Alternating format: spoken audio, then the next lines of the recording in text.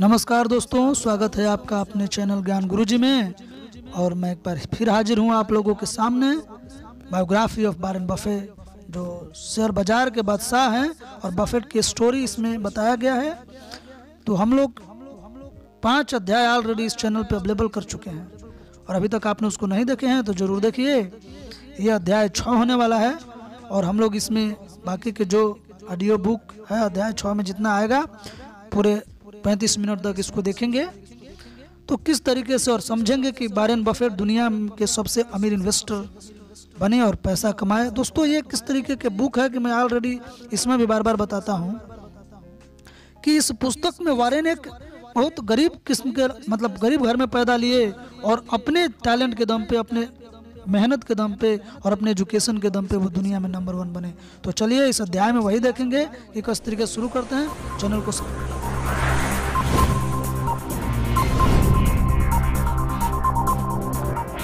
संपत्ति का सृजन धन मनुष्य की सोचने की शक्ति का उत्पाद होता है। किसने कहा है? रैंड।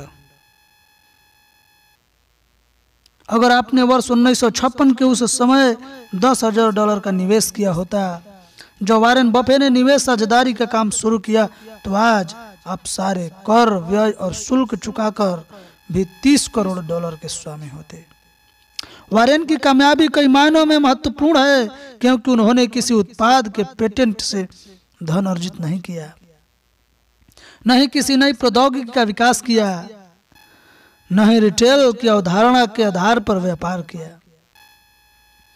न ही अपना कोई व्यापार शुरू किया। उन्होंने जिन साधनों का इस्तेमाल किया वे आज के पूंजीवादी जगत में प्रत्येक व्यक्ति के लिए सुलभ है। असाधारण अनुशासन और मूल्य आधारित निवेश के सिद्धांतों पर अमल वॉरेन अब तक $100 अरब से अधिक की पूंजी अर्जित कर चुके हैं, और आज भी वे धन का सृजन कर रहे हैं। वे मानते हैं कि दूसरे लोग के व्यापार में निवेश करते हुए मुनाफा अर्जित करने का कोई गुप्त मंत्र नहीं है, और कोई भी व्यक्ति इस तरह धन अर्जित कर सकता है। इसके लिए उन्हीं विधियों और सिद्धांतों का पालन करना होगा जिन्हें वॉरेन ने अपने जीवन में अपनाया है। कोई भी इस तरह धन अर्जित कर संरक्षित रख सकता है और अगली पीढ़ी को सौंप सकता है। वॉरेन की कामयाबी की कहानी सुनने में ऐसी लगती है कि जल्द कोई विश्वास नहीं कर पाता कि क्या ऐसा भी हो सकता है। यह कथा ऐसी है कि किस तरह एक व्यक्ति ने पूर्वजों की दौलत का सहारा लिए बगैर ही, परिवार के व्यापार का दायित्व संभाले बिना ही, दूसरों का अनुकरण किए बिना ही, और बिना किसी ऊंची पैरवी या पहुंच की सहायता लिए, और बिना किसी मोटी तनख्वाह की नौकरी किए प्रचुर संपत्ति का सृजन करता है, और अपने अधिकांश दौलत मानवता के लिए दान कर देता है। अमीर बनना आसान है। किसी अमीर परिवार में पैदाइश के जरिए, किसी अमीर औरत से शादी के जरिए या लॉटरी जीतकर अमीर बना जा सकता है, लेकिन अमीर बनने का आदर्श तरीका वॉरेन का आजमाया हुआ है। अपना व्यापार करना और आमदनी से कम खर्च करते हुए गुजारा करना। जिस तरह वॉरेन ने किया, अमीर बनने की इच्छा रखने वाले शेयर बाजार के जरिए दूसरों के व्यापार का अंश खरीद कर अपने सपने को साकार कर सकते हैं। निवेश और प्रबंधन के गुरुओं को सीखकर ज्यादा से ज्यादा शेयरों को खरीदते हुए दूसरे के व्यवसाय का स्वामित्व भी खरीद सकते हैं। वॉरेन स्वयं अरबपति बने और संसार के सबसे अमीर व्यक्ति कहलाए। इसके साथ साथ उन्होंने अपने साझेदारों और शेयरधारकों के लिए भी प्रचुर दौलत का सृजन किया। अपने लिए, परिवार के लिए और अपने फाउंडेशन के लिए अर्जित किए गए प्रत्येक डॉलर की तुलना में उन्होंने दूसरों के लिए $2 का सृजन किया। लंबे अरसे तक निवेश करते हुए वॉरेन ने जिस तरह अपने लिए तथा दूसरों के लिए संपत्ति का सृजन किया, वह कोई आश्चर्य की बात नहीं है। उन्होंने ठोस सिद्धांतों का इस्तेमाल करते हुए अमीरी की मंजिल की तरफ कदम बढ़ाया, भले ही इस मंजिल को पाने में दशकों का समय लगा। वॉरेन ने पहले अपने साझेदारों के साथ वर्कशायर हैथवे नामक टेक्सटाइल मिल के शेयरों को 60 के दशक के मध्य खरीदना शुरू किया।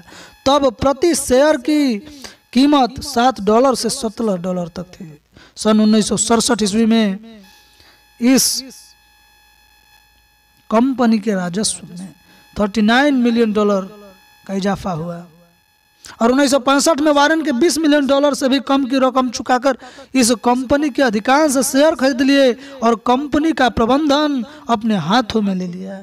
अगले 4 दशकों में वारेन ने मूल निवेश के जरिए $100 अरब से अधिक की संपत्ति अर्जित कर ली और ऐसा करते हुए उन्होंने मामूली रूप से अतिरिक्त पूंजी की सहायता लेनी पड़ी।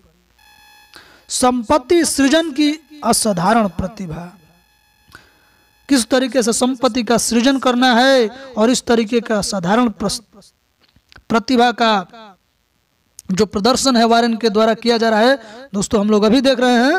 लेकिन मेरा रिक्वेस्ट है आप लोगों से कि अभी तक चैनल को सब्सक्राइब नहीं किए हैं तो जरूर कीजिए और ये पुस्तक आपको लाइफ स्टाइल को बदलने में, आपके जो स्टाइल ऑफ थिंकिंग उसको प्रभावित अगर किया है, आपको कुछ आम आदमी से खास बनाया है, तो आप इसको अपने ग्रुप में जरूर शेयर कीजिए। चूंकि आप लोग जानते हैं कि YouTube का एल्गोरिदम ऐसा है कि वो अच्छे कंटेंट को नहीं शेयर करता है और फिल्दी कंटेंट एंटरटेनमेंट के नाम पर उसको एल्गोरिदम बहुत अच्छे से, तो आप लोग इसका जरूर योगदान दें, इसको अपने ग्रुप में शेयर करें ताकि मैं आप लोगों से जो मेहनत करता हूं उसका प्रेरणा मुझे मिले। ये दोस्तों ये चैनल है ये नॉन अर्निंग का है, लेकिन इसका उद्देश्य आप लोगों का जो शेयरिंग का प्रेरणा है वही मुझे आगे चलकर इतना मेहनत करने की जो हौसला है वो देगा। तो आप जरूर इसको शेयर करें, लाइक भी कीजिए। तो चलिए आगे देखते हैं किस तरीके से संपत्ति सृजन की असाधारण प्रतिभा जन्म लेती है वारेन बफे में। संभवतः अमेरिकी लेखक, कवि एवं दार्शनिक राल्फ वाल्डो एमर्सन ने ठीक ही कहा है, मनुष्य अपनी खूबियों, विचारों और प्रकृति के मेल से अमीर बनने और समृद्धि हासिल करने के लिए जन्म लेता है। संपत्ति एक बौद्धिक उत्पाद है। इस खेल के लिए विनम्रता, बुद्धिमत्ता, तीव्रता और धैर्य के गुणों को सीखना जरूरी है। सॉरी दोस्तों, वारेन अमीर बनकर पैदा नहीं हुए थे, मगर उनमें शुरू से ही संपत्ति सृजन करने की असाधारण प्रतिभा थी।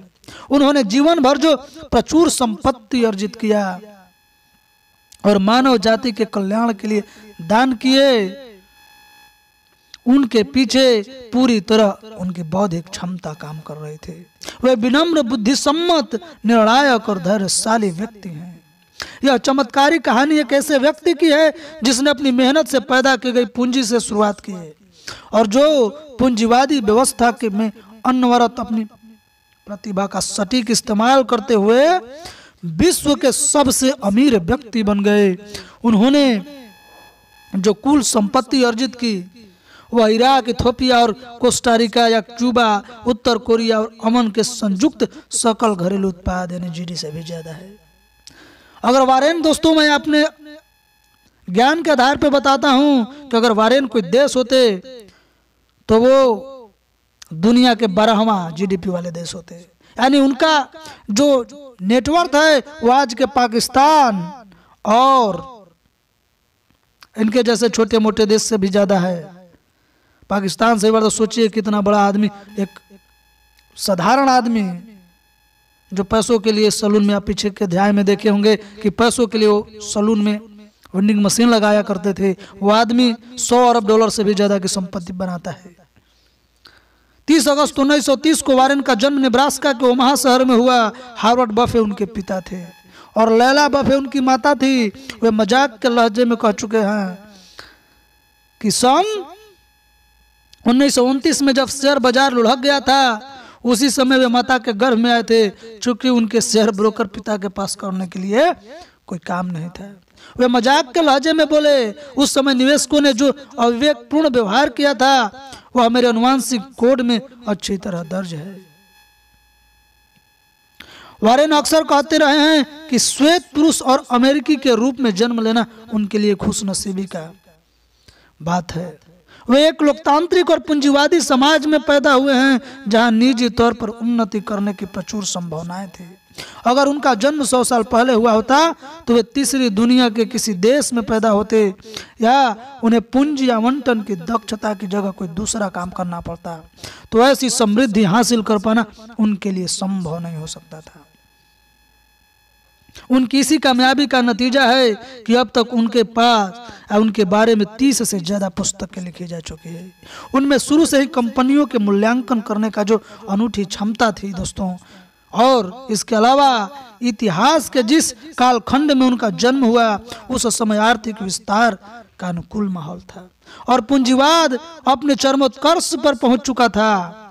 यह अभी कम सौभाग्य की बात नहीं है कि उनका जन्म अमेरिका में हुआ, जहां विश्व की महज 4% आबादी रहती है, मगर विश्व की आधी पूंजी और बड़ी कंपनियां वही है। जहां ऐसी राजनीतिक और वैधानिक प्रणाली है जिसमें पूंजी आवंटन से जुड़ी प्रतिभाओं के साथ सभी पेशों में समान बर्ताव किया जाता है, और जिस देश में एक सदी के दौरान जीवन स्तर में 7 गुना वृद्धि दर्ज की गई है, वारेन के मित्र और माइक्रोसॉफ्ट के संस्थापक उन्हें छेड़ते रहे हैं कि अगर वारेन का जन्म कुछ शताब्दी पहले हुआ होता और उनमें सूंघने व दौड़ने की क्षमता नहीं होती तो जरूर कोई जंगली जानवर उन्हें अपना आहार बना लेता। वारेन अगर स्त्री बनकर इस युग में पैदा हुए होते जब स्त्रियों पर कई तरह के पाबंदी और बंदिशें लागू थी, तो निवेश करने की जगह वे गृहिणी, शिक्षा सचिव या नर्स बन गए होते। ये फप्तियां, ये मजाक किसने किया था उनसे? माइक्रोसॉफ्ट के संस्थापक बिल गेट्स, और वो वारेन के दोस्त हैं दोस्तों। उन्हीं की company Melinda and Gates foundation में वो अपने संपत्ति का 50% से भी ज्यादा यानी 70% के करीब दान कर चुके हैं।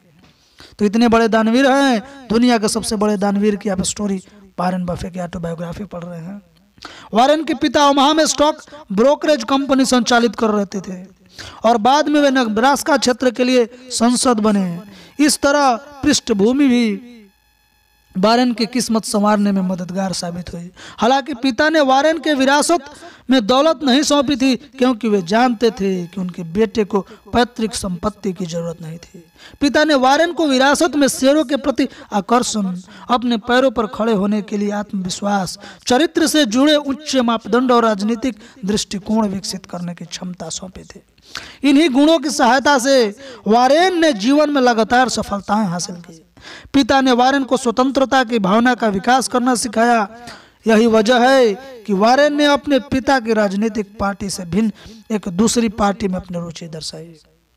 दोनों ही चंचल स्वभाव के थे, मगर वारेन के पिता हमेशा गंभीर रहते थे जबकि वारेन ने मजाकिया स्वभाव विकसित किया था। 6 वर्ष की उम्र में 20% मुनाफा।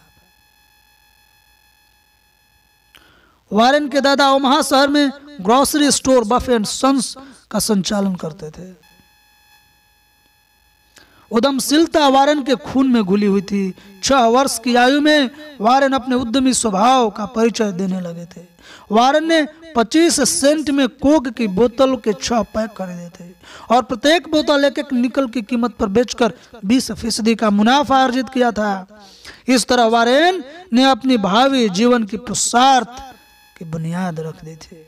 जिस समय दूसरे बच्चे गर्मी के मौसम में शाम के वक्त सड़कों पर मटर गश्ती करने में जुटे रहते थे, उस समय 6 वर्षीय पुरुषार्थी बालक, पौरुषीय प्रपूर्ण बालक घर घर जाकर कोक की बोतलें बेचकर धन अर्जित करने की कला का अभ्यास कर रहा था।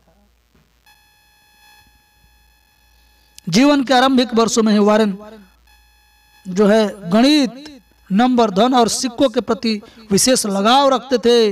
उनकी बहन ने बताया कि बचपन में वारेन अपने साथ हमेशा धातु से निर्मित एक मनी चेंजर बेल्ट बांधकर घूमते थे।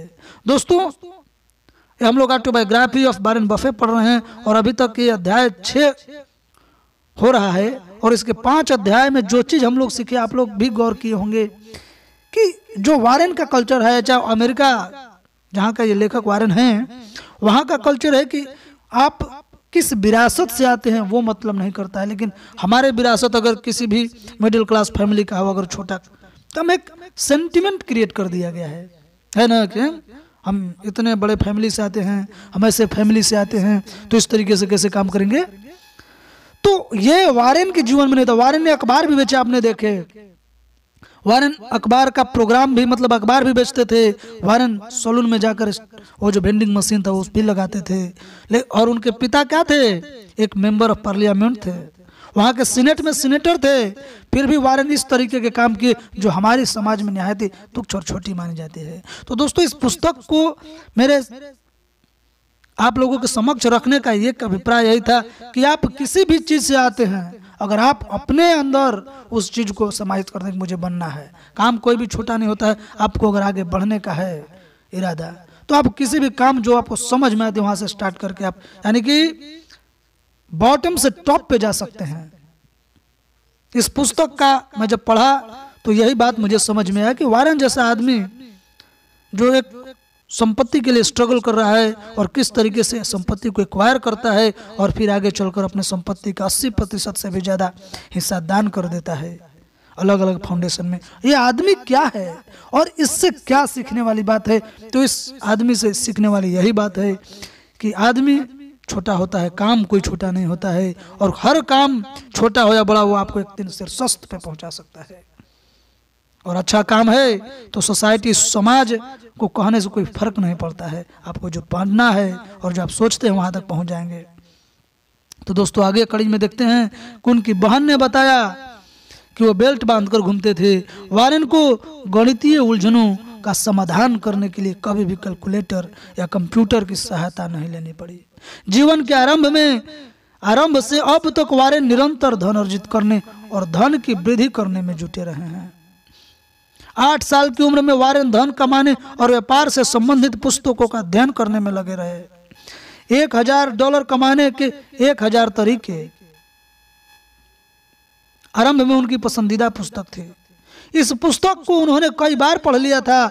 10 साल की उम्र तक भविष्य के इस अरबपति ने ओमाहा के स्थानीय पुस्तकालय में मौजूद निवेश, वित्त और स्टॉक मार्केट से संबंधित दर्जनों पुस्तकों का अध्ययन कर लिया था। वारेन की याददाश्त तेज थी और याद की गई बातें व्यक्त करने में वे भी माहिर थे। नंबरों की दक्षता में उनका जवाब नहीं था। यही वजह है कि आरंभिक पढ़ाई के दौरान उन्होंने कक्षा की छलांग लगाई थी। उनके पिता के स्टॉक ब्रोकर कार्यालय में ब्लैक बोर्ड पर खड़िया से शेयरों के भाव को रेखांकित करना शेयर बाजार के क्षेत्र में वारेन का पहला अनुभव था। इलेक्ट्रॉनिक डिस्प्ले टिकट टेप का चलन शुरू हुआ और शुरू होने से पहले इस तरह के शेयरों के भाव को प्रदर्शित किया जाता था जिसे मेकिंग द बोर्ड कहा जाता था। जून 1942 में 11 साल की उम्र में ब्लैक बोर्ड पर शेयरों के भाव लिखे हुए ही वारेन ने सबसे पहले शेयरों की खरीदारी की थी।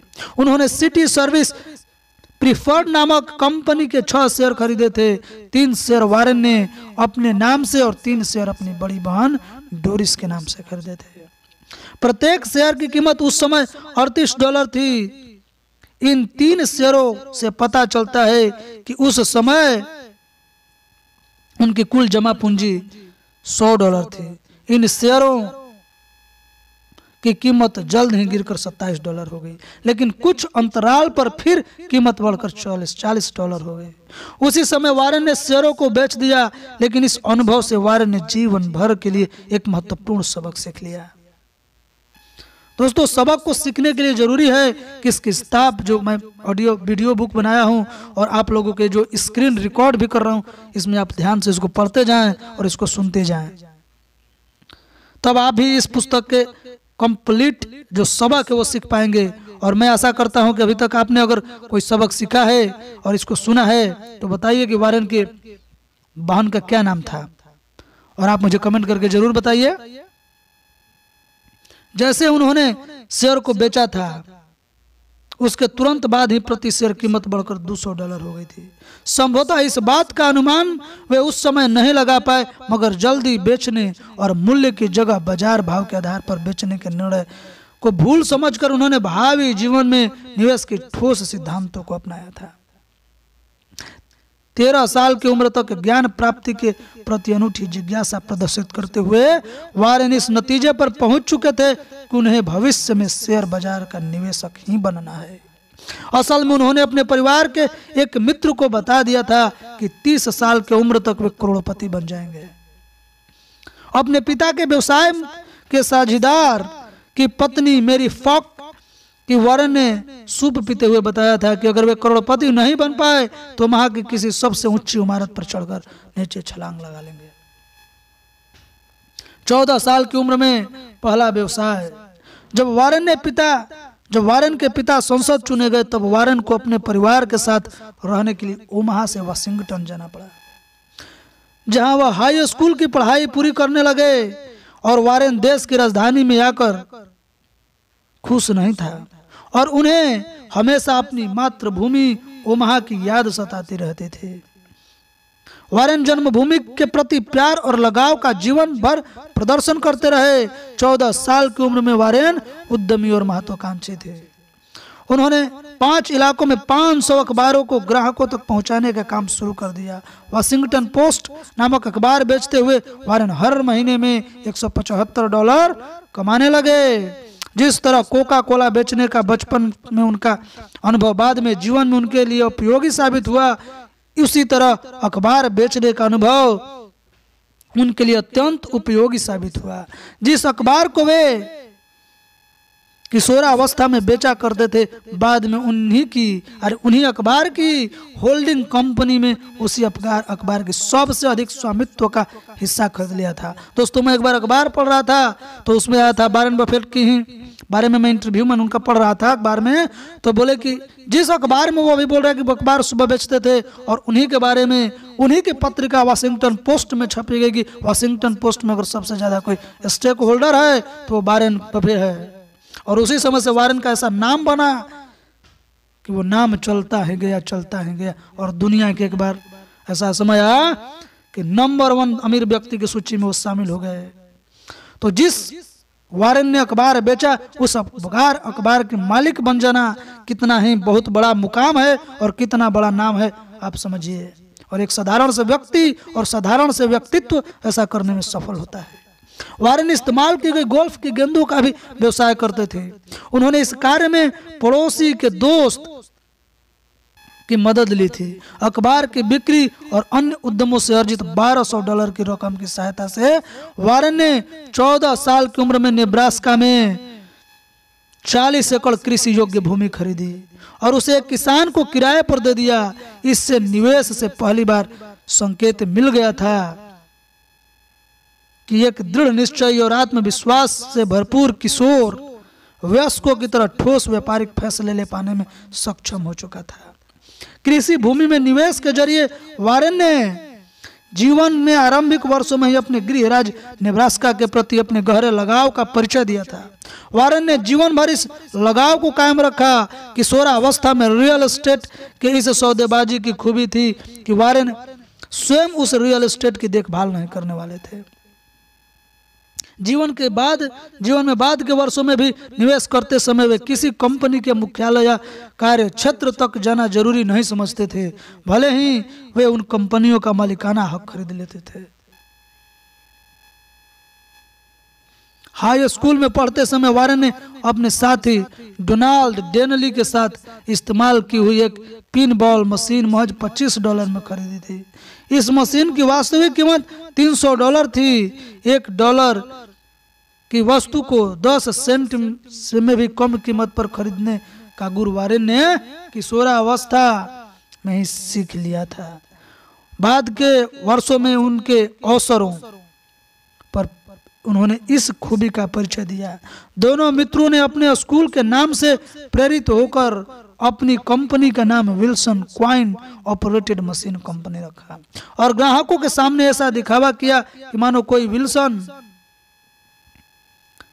नामक व्यक्ति उस कंपनी का मालिक था और वे दोनों उस कंपनी के कर्मचारी थे। दोनों दोस्तों ने मशीन को एक हजाम की दुकान में रख लिया। इसी मशीन का मैं बात कर रहा था और प्रति खेल 5 सेंट की कमाई करते हुए मशीन के जरिए $4 की कमाई हुई। जो निवेश के लिहाज से अविश्वसनीय कमाई कही जा सकती थी। जब दूसरे हजाम वारेन और डोनाल्ड ने से नई मशीन लगाने के लिए कहते थे तो दोनों अपने मालिक विल्सन से इस संबंध में बातचीत करने का बहाना करते थे। दोनों कहते थे कि विल्सन नई मशीन नहीं खरीदना चाहते और पुरानी मशीन से ही काम चलाना चाहते हैं। वारेन और डोनाल्ड ने इस तरह की 7 मशीनें खरीद ली और उन्हें अलग अलग हजाम की दुकानों में रखकर प्रति सप्ताह $50 की कमाई कर रहे थे।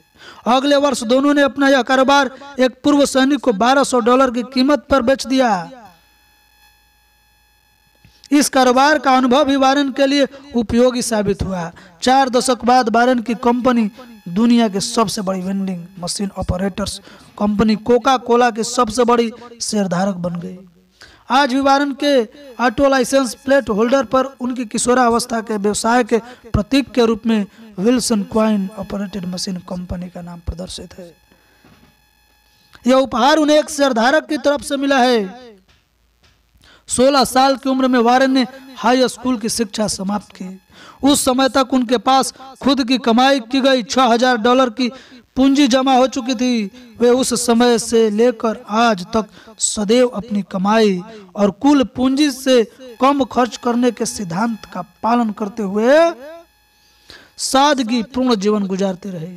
16 साल की उम्र तक वे व्यवसाय से संबंधित 100 से ज्यादा पुस्तकें पढ़ चुके थे। वे आज भी जबरदस्त पढ़ाकू बने हुए हैं और एक बार में ही एक पुस्तक पढ़ लेने में विश्वास रखते हैं। जीवन में ऐसा भी समय आया जब वारेन एक दिन में 5 पुस्तकें पढ़ लेते थे। वे आम पाठकों की तुलना में 5 गुना तीव्रता से अध्ययन कर सकते हैं। इस तरह औसत निवेशक की तुलना में वे 5 गुना तीव्रता से कंपनी की वार्षिक रिपोर्ट का अध्ययन करते हैं और आवश्यक आंकड़ों का संग्रहण भी करते रहे हैं। वारेन के हाई स्कूल की ईयर बुक में दर्ज किया गया कि वारेन गणित के अच्छे विद्यार्थी थे और अपने पिता के पद चिन्हों पर चलते हुए भविष्य में स्टॉक ब्रोकर बनने वाले थे। उनके पिता उनकी कॉलेज शिक्षा का खर्च उठाते हुए उन्हें बचत और निवेश करने के मूल और अनुकूल माहौल मुहैया करवा रहे थे। कॉलेज शिक्षा मूल्य आधारित निवेश के सिद्धांत की शुरुआत।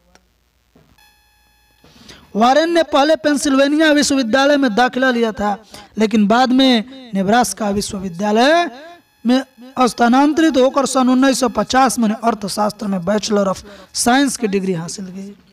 लिंकन में स्थित नेब्रास्का विश्वविद्यालय के प्रति वारेन हमेशा एक किस्म का लगाव महसूस करते थे, क्योंकि इसी विश्वविद्यालय परिसर में उनके माता पिता का प्यार कभी परवान चढ़ा था। इससे पहले वारेन बेंजामिन ग्राहम की पुस्तक इंटेलिजेंट इन्वेस्टर पढ़ चुके थे और उस पुस्तक से अत्यंत प्रभावित हुए थे। ग्राहम बाद में उनके प्रोफेसर, नियोक्ता और जीवन भर के मार्गदर्शक बने। ग्राहम की पुस्तक पढ़ते हुए वारेन को निवेश का मूल मंत्र मिल गया था।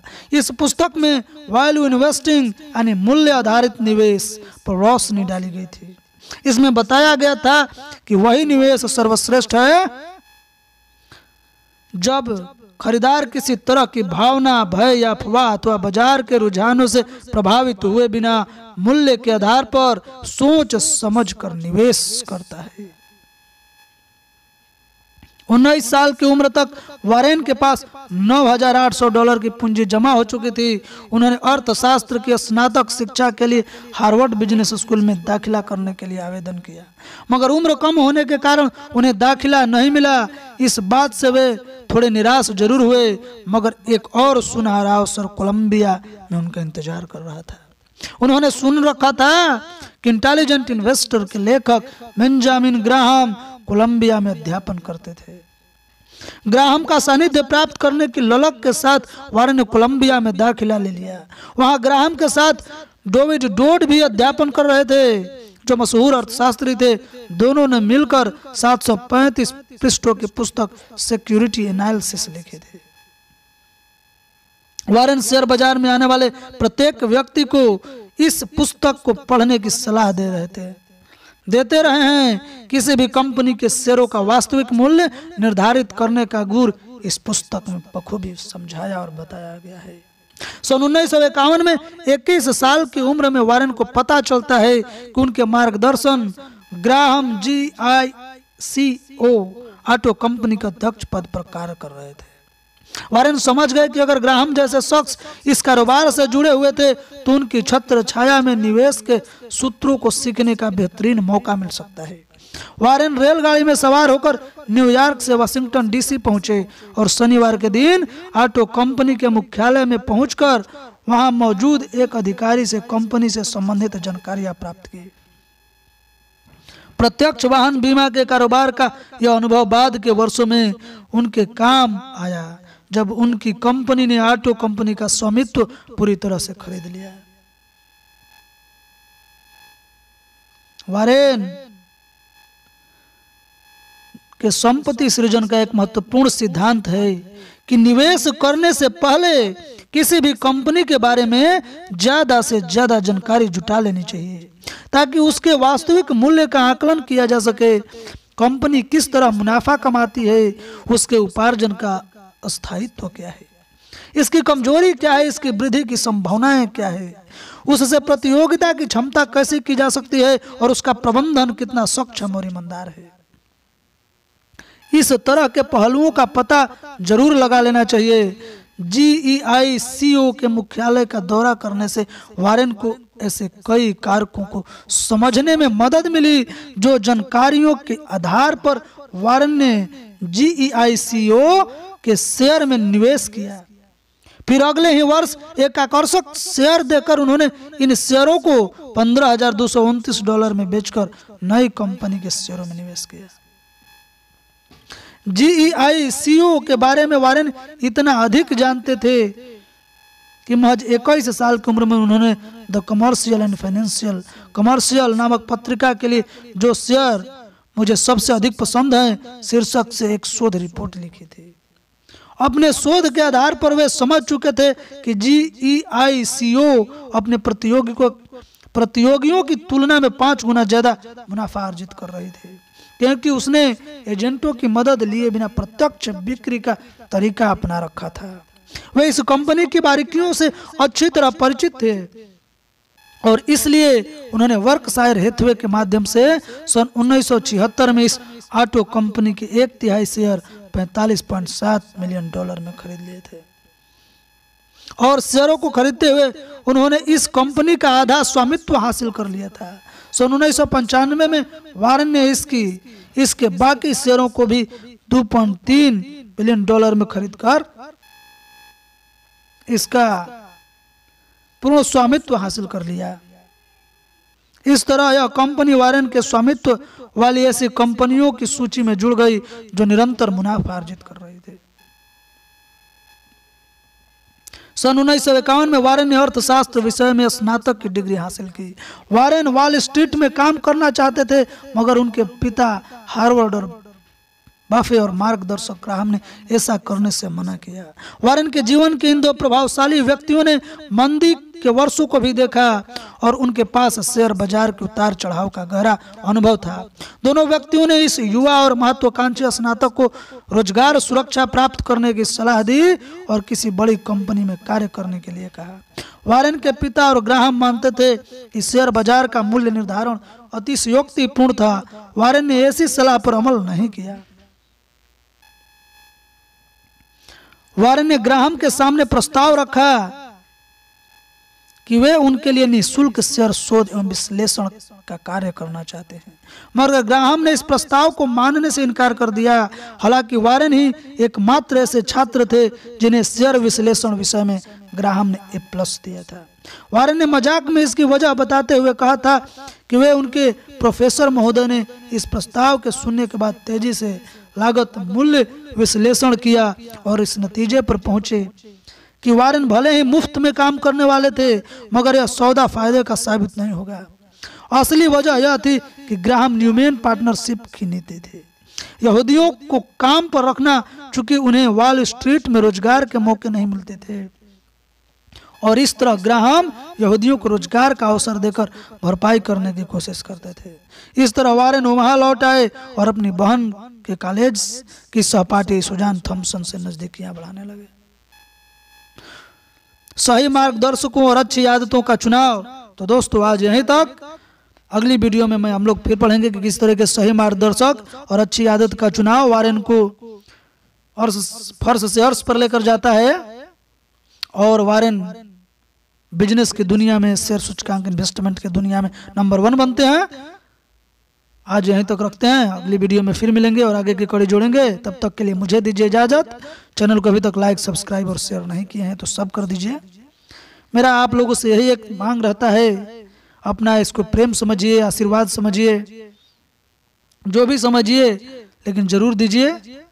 और जय हिंदुस्तान मत कहिए, क्योंकि ये देश है तो हम लोग हैं, आप सुन रहे हैं, हम सुना रहे हैं। इस देश की सुरक्षा और हिंदुत्व और राष्ट्रवाद की वजह से तो जय हिंदुस्तान बोलिए, जय श्री राम बोलिए और अपना ख्याल रखिए।